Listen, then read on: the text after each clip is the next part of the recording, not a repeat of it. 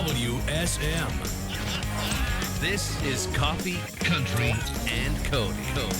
Welcome to the Simply Superior Roy Acuff House Studio that sits on the Grand Ole Opry Plaza. Amber Anderson is in for Kelly Sutton. Charlie Matos, Studio Director. Annie Nye. Jeff Robertson, Master Control. CircleCountry.com, where you can link to your favorite streaming platform. Otherwise, you stay right there. Watch over this next hour. Gretchen Wilson is coming to see us. We'll get you caught up on a lot of things that's happening in Gretchen's life and career. We'll go to the stage of the Grand Ole Opry with Craig Morgan here in a little bit. But the big thing today, guys, as we celebrate, Charlie's hosting tonight, 60 years of Connie Smith at the Grand Ole Opry. And because of a recent illness, we had to move it, postponed it, and have rescheduled it for tonight. And her driver, Marty Stewart, will see to it that she gets there. As my grandmother said, we had a lot of sick. We could not come to the Opry. Oh, is that really? My grandma, yeah. How you doing, Vava? Oh, a lot of sick.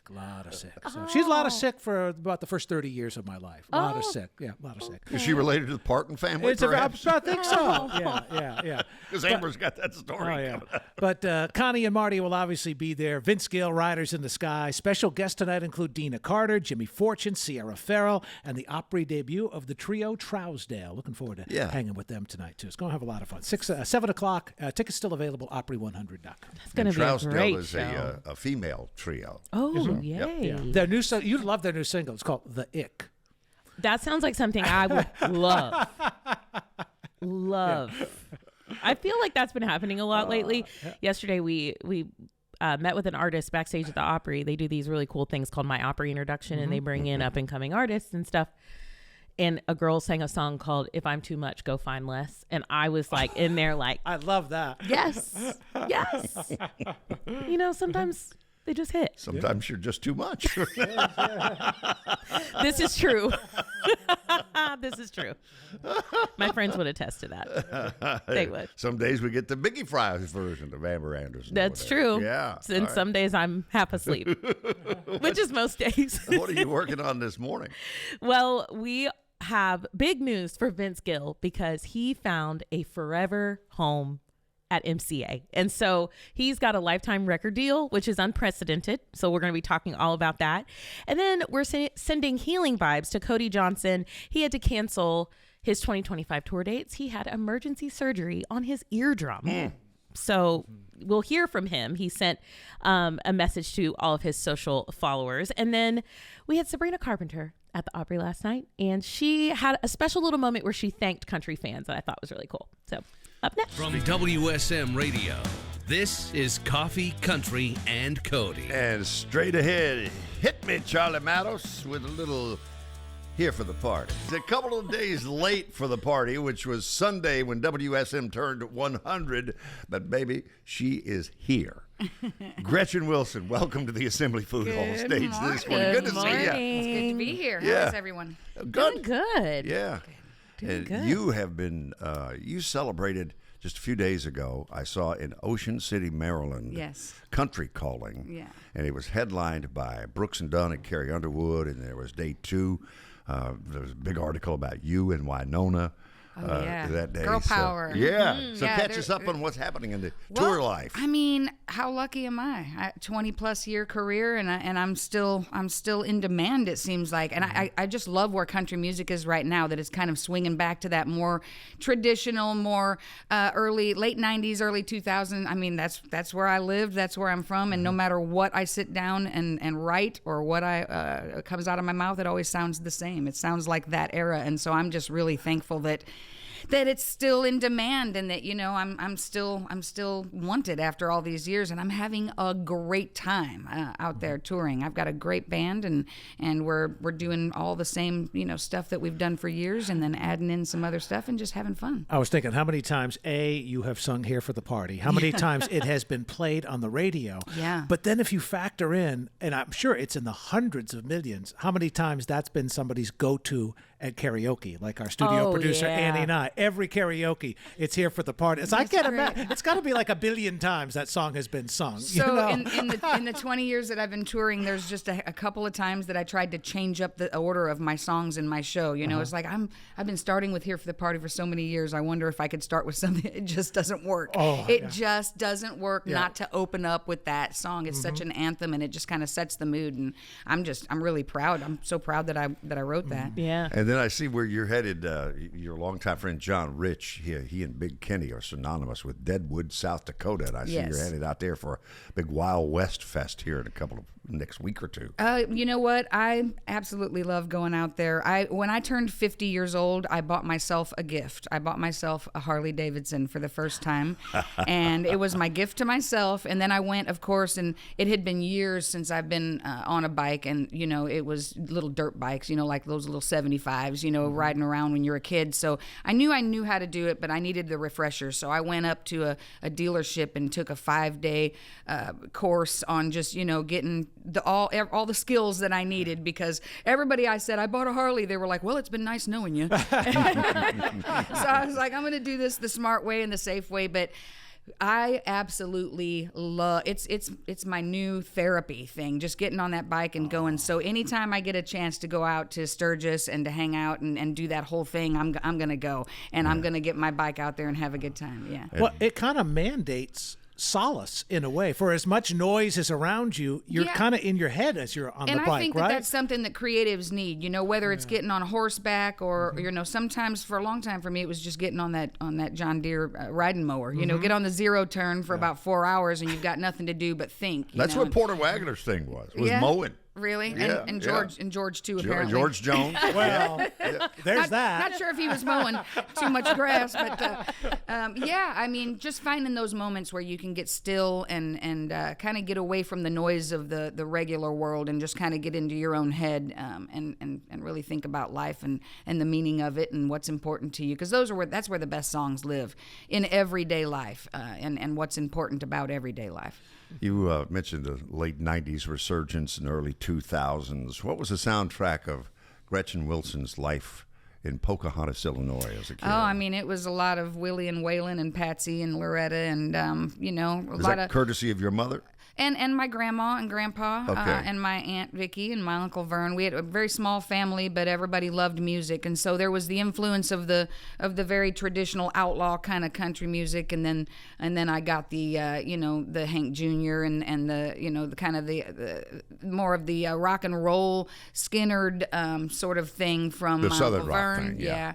And then my your mom, friend Charlie Daniels, of course, certainly, and then my mom, being a young mother, she was into the newer rock at the time, so like she would play the Rod Stewart records and all of the Fleetwood Mac and that sort of thing. So I feel like I was really well rounded. The only thing that didn't come from them and that I brought in myself, being a teen in the 80s, was the pop influence. I mean, I was like every other kid my age. I had Madonna posters and Prince and Michael Jackson and the whole, I mean, I wore the lace glove and the fluorescent leg warmers and the whole thing when I was 12 years old. leg warmers. Oh, yeah. Now we are going back. Oh, yeah. Debbie Gibson. Oh, yeah. Electric Youth. I hate to tell you how many Debbie Gibson records I actually had. Way too old to have the Debbie Gibson records. So. I loved her. I mean, Being an 80s kid. That's the childhood, and so there was a lot of influence, and I feel really actually very fortunate to have had that all that different kind of sound in my life. But the cool part about everybody you mentioned, I think everybody, Hank Jr. for sure,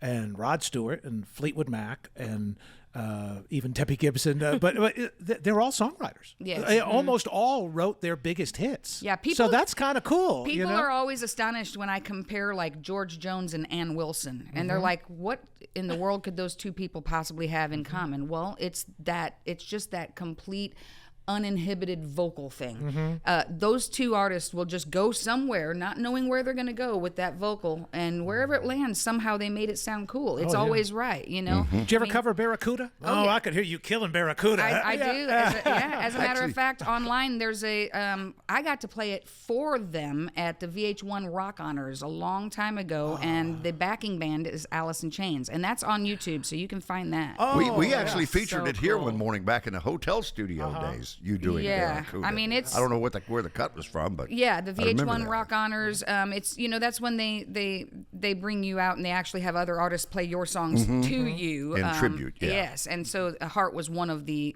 acts that night that was being honored. Cool. So yeah, what a cool experience. Well, we want to get caught up here in just a little bit on your television show. We're going to the break here, Charlie. Yes, sir. All right. As we continue from the Assembly Food Hall stage this morning, our special guest is Gretchen Wilson. Always great to have her here.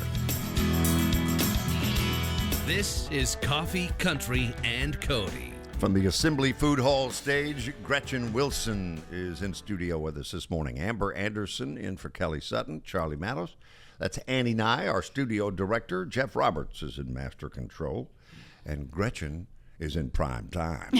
Yeah, imagine that after all of this time. But as people can see over your shoulder with the logo for The Road, there is that phrase, a rose between two thorns. That's right. So it was John Rich and Big Kenny for the longest, and now it's Keith Urban and Blake Shelton. You're a lucky girl. Well, I guess there's something to be said about being one of the boys. I get invited to do some things that not a lot of people get to do. Totally different, just like John and Kenny. I mean, like totally different human beings, both unbelievably talented, but just really, really different. Everybody knows Blake. He's the jokester. He's the cut up, have a good time no matter what it is. We're gonna make fun of it. Have fun with it. And Keith is like, I didn't know Keith really all that well until this thing got going, and he's just the constant professional. Like his work ethic is just off the charts. Watching him work just kind of made me want to be a better me. And I told him that. I was like, wow, man, you bring it every single show, and you come completely prepared. Really, really, really cool company to be in. CBS, that's the television home for The Road, and it premieres October the 19th, so just another week and a half. Yeah, right around the corner. And this is a reality singing competition, but different from what we have known. Tell us how. So, I mean, everybody's kind of gotten used to these talent competitions where, it kind of looks the same on all these shows. This one is very different, and I think probably mostly because of Taylor Sheridan being involved. If you don't know who that is, all you have to do is kind of find your Paramount button, and he's got an entire thing just even dedicated to him. That's think Yellowstone, and then go from there. And Lioness, and just the Tulsa King, and just so many amazing shows. He put his touch on it, which brings he brings it more to real life.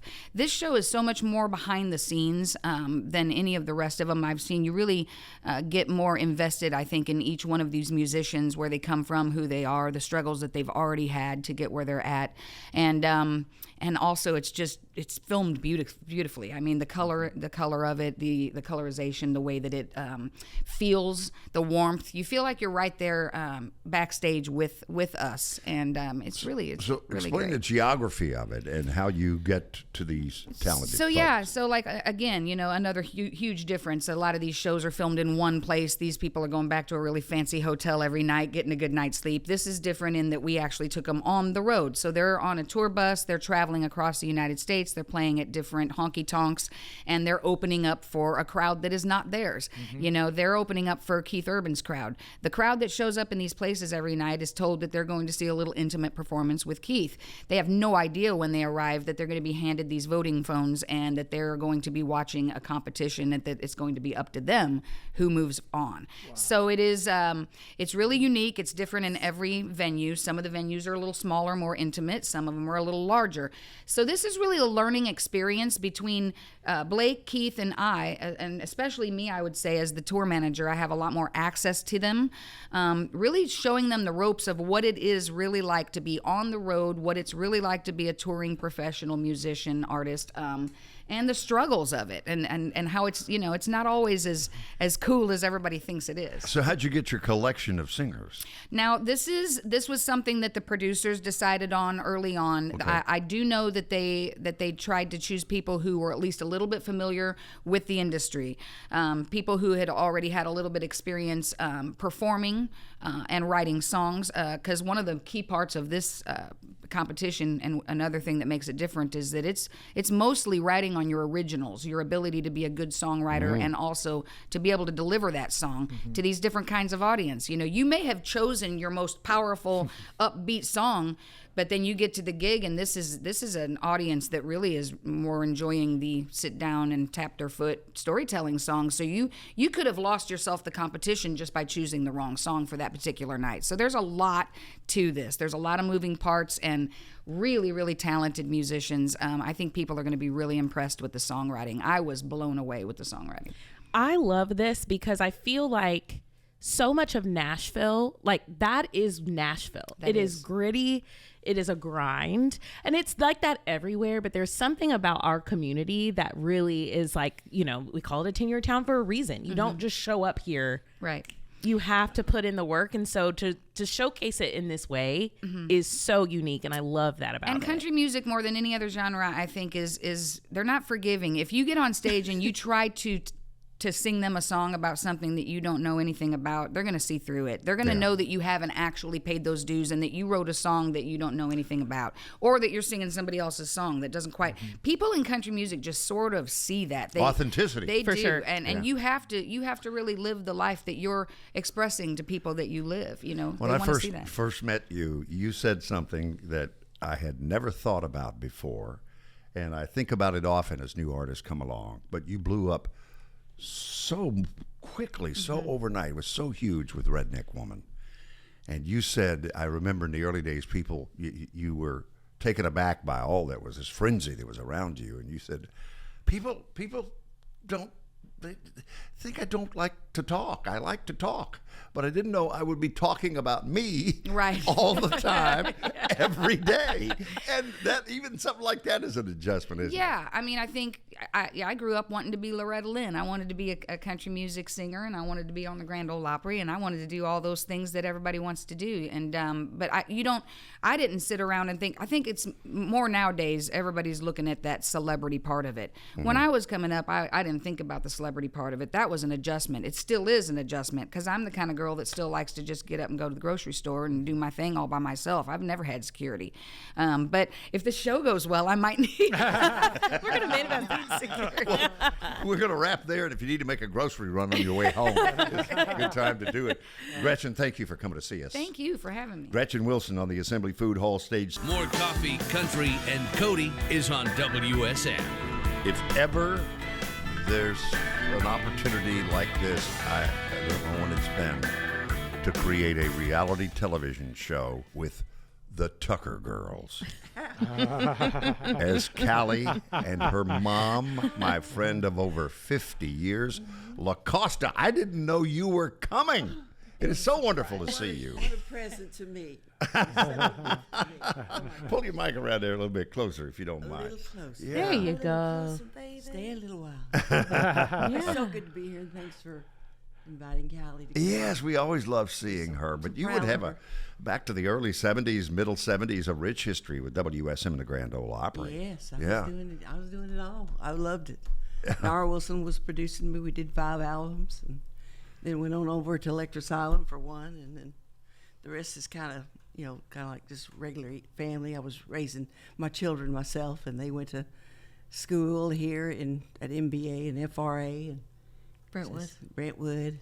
We just had a wonderful time. So I was main mommy, and then I was working for the Tuckers too. So I was very busy. On the 18th in Scottsville, Kentucky, there's a festival they've developed. You got to know about this. You got to come play it sometime, or at least visit. Noro Fest in Noro Wilson's hometown of Scottsville, Kentucky. And the thing has grown and grown and grown. It's getting bigger every year. And so it should. Yeah. Oh, yeah. Oh. What was special about him to you as a... The first time that Al Gallico introduced me to him, because Al was the first one I met, they said, "What's your name?" And I said, "La Costa Tucker." He said, "Well, do you sing?" I said, "Yes, I sing." He said, "Well, sing me a song." I think he was kind of surprised because I was sitting in Billy Sherrill's office. And he said, "Well, just sing me something." I said, "Okay." So I thought, well, God, if there ever was a moment that you got to do something right, this is it. So I just stood up and sang "I Will" by Dean Martin. And he looked at me like, well, it was a different style, Sure. So I sang maybe one more. It was a Buck Owens, Can't really. Don't be angry with me, darling. And he said, I think I'll record you. It was just that simple. I mean, and I believe that all the stars were in alignment. They were shining down on me, and I thought, yeah, he won't call me. He said, I'll call you in about 2 months and get everything ready, and just be ready to go. And so I had to go back. I was living in Henderson, Nevada, with my parents and my new husband. And so, sure enough, about 2 months, he called me. He said, "You ready?" I said, "Yeah." I just was not believing it, and it was just so wonderful. Wow. So we traveled to Nashville, and I met Gnarl, and he was so personable. I felt so comfortable with him. So it all turned out really good. And every time I went into session, it was just quite an experience. He just had that gift. Oh, yeah. I miss him. Yeah. Oh, I do too. I don't think a day goes by that something happens, particularly in this town, that gives me a memory. Yeah, he's a good memory. You know, Bill referenced a reality show. If we used you and Cali, I think we could get away with a PG-13 rating. If we added your sister, I think we may have to. You don't know. We may have to go. We might be. Oh, then we may go. Oh, then we're going to truly adult only. Then if we add Tanya. Okay. All right. Well, Cali, we're here to promote your new single and video, which we will get to in a little bit, a live performance of that. But so do you have a moment like that with your mom where you say, I think I'll record you? Not yet. Wish it was that easy and just okay. No, but I have come across some amazing producers, amazing co-writers along my journey, and I have, it's taken me. I've just been on my little path, developing my own little thing, and so. But no, our story is very different. So our journey's different. You grew up here? I did. I grew up in Nashville. Yeah, went to Brentwood Middle, Brentwood High, and I only moved to Las Vegas 11 years ago. Yeah, but it's become synonymous. It's your home now, and for live performance, and so catch us up on life in Vegas. Love Vegas. I still call it home. It's fantastic. I perform nightly there, and it's just wonderful. I've met some of the greatest people that are now Team Cali, and we're working our way back to Nashville. So that is the goal, and we're starting the tour. Now we've got a body of work, alongside of it. So, I got to open for my aunt, which was a dream come true. I mean, ever since I was a kid, it was always just like, I want to tour with my family, and just getting the chance to do that, which was funny because neither her or I set this up. It was the casino and the venue that were like, we want to put you two together. And we were like, okay. How cool is that? It was really neat. So where do you appear nightly in Las Vegas for our national audience? I'm at the Wynn. I'm at Resorts World. I do a lot of private and local venues in between like Summerlin and Henderson on certain days. So you have to go to CaliTucker.com and click dates to find out where I'm playing. But you can't miss me. So do you run into Carrie or Luke or Keith? Isn't that crazy? I never have. We're all such recluses. It's like we don't like. There's a community here, and there's somewhat of one musical community in Las Vegas, but like. But it just we're tired. I know. We're tired. I was going to ask about that because here, with Las Vegas being so performance based, and I'm sure the shows are late, and there's like 8 in a day and all of that. I play 9 to 1 on Saturday nights. That has to be so tough. So how do you find time to like carve out and be creative in between all of the performing? I mean, you could be booked 7 nights a week, doubles on the days, on all those days. When you say doubles, how long is your show? Like 2 shows a day if you want. And how long is that, the show? Most of the shows range between 2 and 5 hours. Okay. So, I know. I'm like, woo. Yeah, no one can. If you're a performer in Vegas, and you wind up going on a tour, and it's you're playing an hour and a half show at that point on every other night, you're good. Yeah. Like we're so well trained now to perform long periods of time, and we love it. Like I can't complain. I love it. So at any point has Blake Shelton invited you over to Old Red to eat yes. free and possibly perform? Not to eat free, no. speaking of Blake, though, one of the first times we ever met you was back season 6 of The Voice. I know. Yeah, and that's over a decade ago. So we feel like we've been part of this journey with you the whole time. I know, and thank you for that. No, it's been a while, but no, I've been asked to play, and I haven't had an opportunity to make that a priority to get over there. So, but definitely will. We got new music coming. You're going to feature that with us in the second segment here. But in the first segment, let's pick up where we left off the last time you were here with Cowboy Couture. Country Couture. Country Couture. And we got Urban Cowboys, so you put them both together. That's perfect. Original song? Original songs. All right, here it is, all over the world. Cali Tucker, she's here. And Mom LaCosta's with her this morning. WSM and Circle. From WSM Radio, this is Coffee, Country, and Cody. And not only do you hear us all over the world on WSM Radio, you can watch us at circlecountry.com or linked to your favorite streaming platform. Always excited. It's been a year since we've seen her last, but Cali Tucker on the Assembly Food Hall stage this morning. A live performance is on the way. I was watching that video for Country Couture, and your momager, who was seated by you a little bit earlier, LaCosta, said she did all that. So tell us about your production skills. Proud mama. Well, I mean, as a kid and you dream of being a musician and an artist and what does that look like, and you visualize, and it was the best experience being able to obviously write the song and produce it, and with my producer, of course. I'm not that skilled. Close. But getting to create the video and the visuals for it was just the most magical experience, like for all my music videos.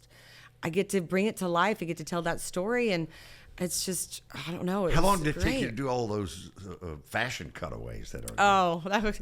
I'm pretty precise. I had everything down to a science. So that whole video was shot in 2 days. Wow. Now the editing, that's a different story.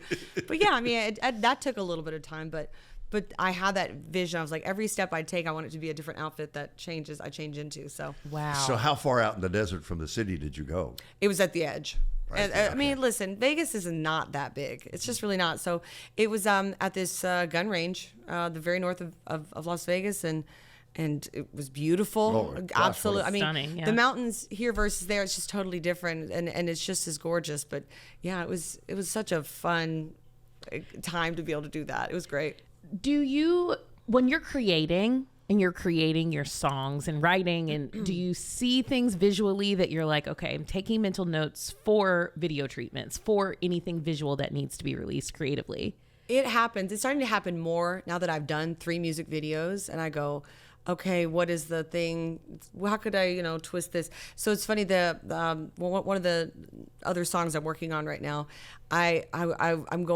I'm thinking merch, and I'm thinking interactive things to do with the crowd because of the way that the song is, the lyrics in the song. So different, absolutely. I'm visualizing all kinds of stuff as I'm writing now. Yeah. But before I was just like, I'm just going to write, I'm writing this song, whatever, and still whatever it will be, it will be. But now I'm seeing things. Don't tell anybody. But no, it's so it was so beautifully done, and even the artwork, like the colors and the artwork matched the video, and it was all very cohesive. So Thank you. You can tell it had a lot of vision wrapped around it. I'm so detailed. Yeah. Oh yeah, I don't think I'm a perfectionist. I would say I'm just very detailed, and That's good. There's no reason why I can't be this way. Why can't it be that way? Right. It's just so. But yeah, I've enjoyed getting to create. That is just deep down in my soul what I love. I mean, music is the best part of it all, but everything else that goes with it. Creating this single artwork cover, and what are the kind of like marketing material I'm going to use to promote it, and then of course the video, and just what I'm wearing now. It's fun. Yeah. Fashion is fun, and colors are fun. Well, you guys are going to. Oh, sorry. Go ahead, no, you guys are going to do the new single live, but there's a video that goes along with that too. Yes. So just follow Cali on YouTube, and you'll be up to date on That's everything. correct. But it's a beautifully shot thing too, and it goes so Thank you. well in hand. Thank you. Yeah. I loved the director and the company that I worked with out in Las Vegas, and they did all 3 of my music videos, and they're just wonderful to work with. And basically whatever I wanted, they did, and we made it all work. So. You talked about singing for 3, 4, 5 hour sets, Yeah. and it's so dry out there. What do you do to to keep your voice sounding so great all the time? A lot of coffee and sugar-free Red Bull. Girl, same. Well, that'll keep you awake, too. There we go. I don't sing, but I consume a lot of sugar-free Red Bull. A lot.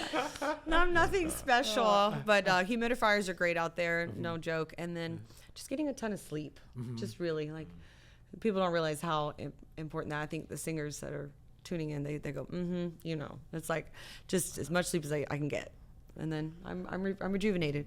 So have you been to a show at the Sphere? Have you seen the I Eagles have. and Vince Gill I at the saw- Sphere or Kenny Chesney? I would love to see Vince Gill and Kenny Chesney, but and the Eagles. But I saw you too. I did see you too, and that was unbelievable. So great show. Everybody should go see a show at the Sphere. I'm actually going to go to the Wizard of Oz on the 12th. So I'm jealous. excited to see The that. clips look so Yeah, cool. They yeah. and like stuff falls out with like when the tornado hits, stuff falls like you're in it. Oh, that's right. I think It's apples fall. Yeah, or it's something. crazy. Yeah, Yeah, that's That part scared me a little bit. I was kind of in, and then I was like, Oh no, know. I love anything interactive. In fact, people are always like, "What are your hobbies?" Because I'm working a lot, and like, what do I do for fun? And so my initial answer is always like escape rooms, because I love escaping from real life and like and doing anything interactive. And in Vegas, there's so much of that. There's so many interactive things to do, and it's just like can be a kid again. It's awesome. Do you have Raiders season tickets? Because we're getting a new stadium here. You guys have got I am the not Raiders that in. cool yet.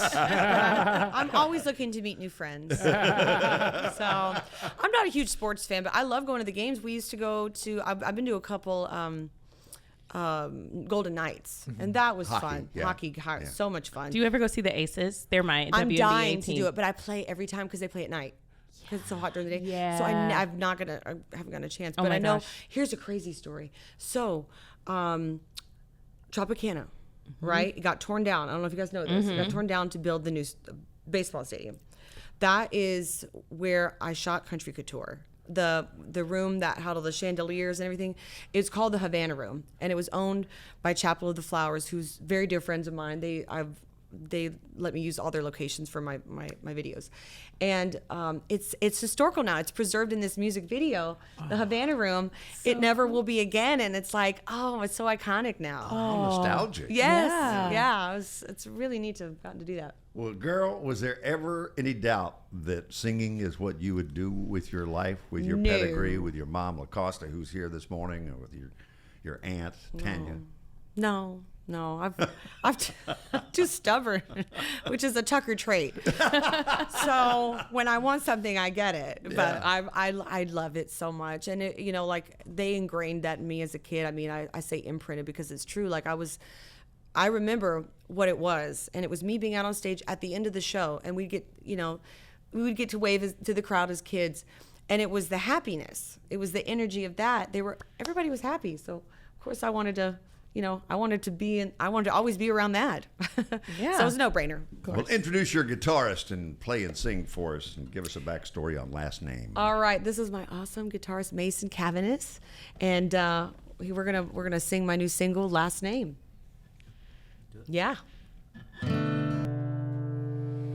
Cali Tucker, all over the world. Last name. Wherever you get your music, her music is there. Thank you so much for getting up early. Thank you so much. I guys. love you That was guys. so Thanks good. for having me again. And for bringing your mama LaCosta. Of course, It's been of too long. course. Hey, get on my love train and ride, mama.